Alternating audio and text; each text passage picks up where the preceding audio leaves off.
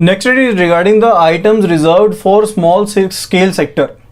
तो industries act की amendment के साथ 1984 में यहाँ पर गवर्नमेंट को एम्पावर किया गया था कि कुछ एक आइटम्स को एक्सक्लूसिवली रिजर्व किया जा सकता है कि वो आइटम सिर्फ और सिर्फ स्मॉल स्केल इंडस्ट्रीज के द्वारा ही प्रोड्यूस की जाएंगी। एंड ये जो राइट था इस चीज को डिस्टिंग्विश करने का, that was examined by the Supreme Court. And इसने ये कहा कि जो ऑर्डर ऑफ रिजर्वेशन है आर्टिकल्स का, कि जो एक्सक्लूसिव प्रोडक्शन होगी वो हैंडलूम इंडस्ट्रीज की तरफ से होगी।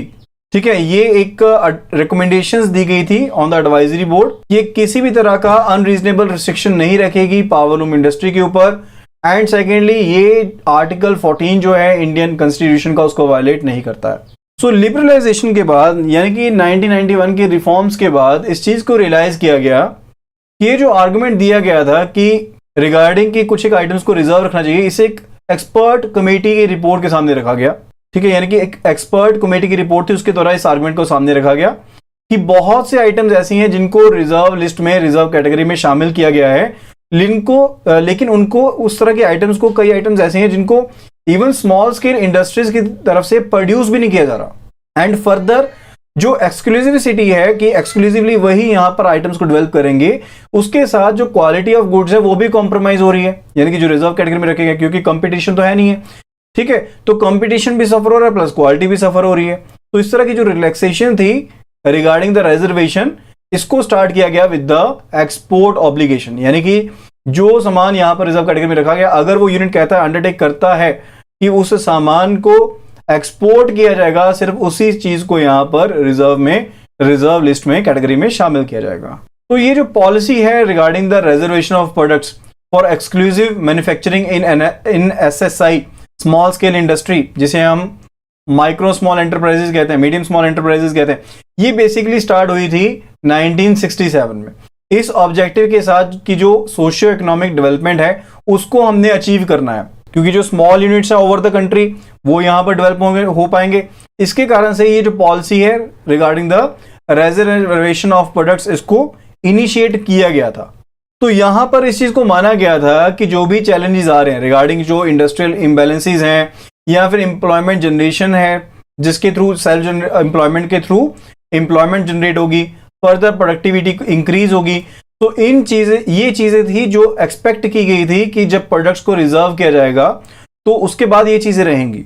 हाउएवर जैसे जैसे इकोनॉमी जो थी वो ओपन अप होती गई, तो डी रिजर्वेशन दोबारा से करनी पड़ी ताकि जो अपॉर्चुनिटीज हैं वो एमएससीज को मिल सके। लाइकवाइज टेक्नोलॉजिकल अपग्रेडेशन हो सके, एक्सपोर्ट्स का प्रमोशन हो सके, फर्दर जो स्केल ऑफ इकोनॉमीज है उसको अचीव किया जा सके। अकॉर्डिंगली जो मीडियम स्मॉल एंटरप्राइजेस हैं इनको एंकरेज किया गया कि अपने आप को मॉडर्नाइज करें। एंड फर्दर जो कंपटीशन है, कॉम्पिटिटिवनेस है, उसको ये इन्हांस करें चैलेंजेस को फेस करते हुए। यानी कि जब लिबरलाइजेशन होगी तो उसके साथ नए चैलेंजेस सामने आएंगे।